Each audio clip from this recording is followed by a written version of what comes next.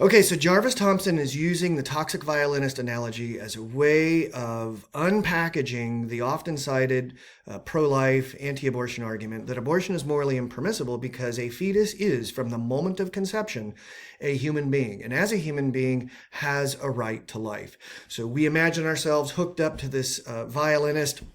And if that violinist is a threat to our life, or we didn't consent to being hooked up to this violinist for their benefit, we feel like we're morally permitted to disconnect from the violinist, even though doing so will result in the violinist dying, because we have this thing called a right to life. And what we really mean by that is we believe we have a right not to be killed. And Jarvis Thompson says, well, wait a minute, that doesn't seem like sufficient justification in and of itself for disconnecting from the violinist, because after all, the violinist also possesses this right to life. The violinist also has a right not to be killed. And when you disconnect from the violinist, doing so is going to result in the death of the violinist. What we really mean when we talk about a right to life, Jarvis Thompson says, is that we have a right not to be killed unjustly. Right? So you think back to an earlier lecture where I talked about a convenience store robber who comes in to rob you. I suggested there that you'd be morally justified in shooting that robber in self-defense if you believed that the robber was going to shoot you after you handed over the money. And so Jarvis Thompson says that's really what we're talking about here with the toxic violinist, that it's not just for you to have been kidnapped and without your consent hooked up to this violinist. It's not just for you to be killed in an attempt to save the violinist. And so you have a right to disconnect from the violinist that's justified. Now, what Jarvis Thompson then says is, okay, we can see how this relates to questions of rape, of threats to a woman's life as it relates to abortion. But what about other situations where it's not the pregnancy is the result of assault, it's not the result that continuing the pregnancy is going to endanger our lives, it's the garden variety of other circumstances that we encounter with abortion. And at this point, Jarvis Thompson says, this is going to be a really challenging road to go down if we start to lay out all of the variables that allow us to determine whether or not abortion is morally permissible in a given situation. And so what she does is she takes kind of a turn in her argument. She says, I'm not going to focus so much on this right to life or the right not to be killed unjustly issue anymore. Instead, I'm going to focus more on bodily autonomy. And at this point, her argument starts to look very, very libertarian, ethical libertarian, very much focused on bodily autonomy. And she begins by giving us a couple of more analogies. The first one involves a burglar. It's hot outside, it's a hot summer night, and so you open your window to let in some fresh air and go back to bed, and lo and behold, a burglar sees this open window, comes into your house, and parks himself on your couch looking at all your stuff. Or let's say this. Let's say you knew that burglars existed, and so you put up bars on your window so that you could open them safely at night. But there was a flaw, a defect in the bars that you put on your windows, and a burglar exploited that and came into your home. Or the most sort of, outrageously, Jarvis Thompson suggests, there are people seeds, like pollen, kind of floating around in the air, and you do your best to put up screens that will filter these people seeds from coming into your house and suddenly developing getting into your house plants and developing into people. But nonetheless, you fail. And now all of a sudden you've got these people seeds that are blossoming in your house. In other words, there are people who are developing in your home. Or, Jarvis Thompson says, it's not that somebody broke into your house, it's that you invited somebody into your house and then they really wore out their welcome, right?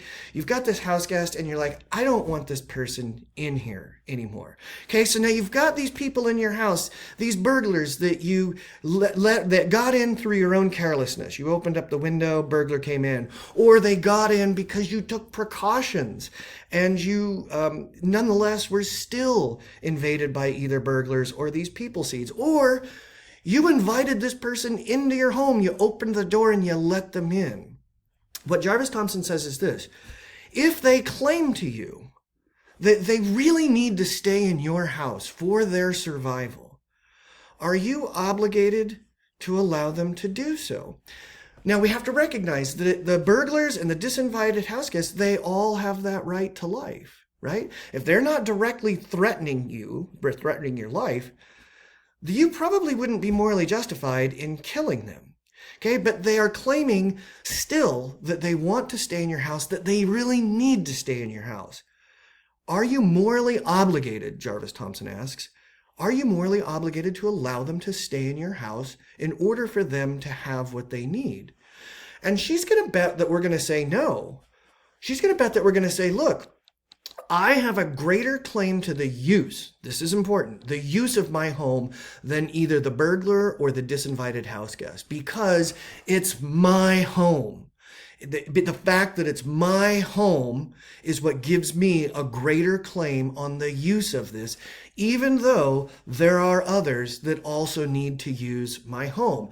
And what Jarvis Thompson is really hinting at here is there's a difference between making a claim that you have a right to life, which the disinvited house guest and the burglars have, and having a right to the means to sustain life.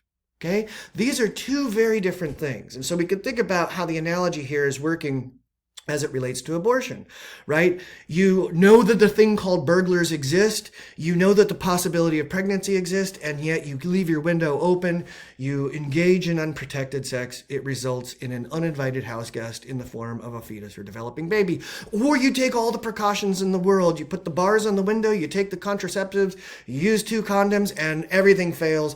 And now you've got the uninvited house guest in your body, right? Or you decide, hey, I really want to have a child, and you get pregnant, and then you decide, this is no longer something I want. And what Jarvis Thompson is saying is, just as is the case with the burglars and the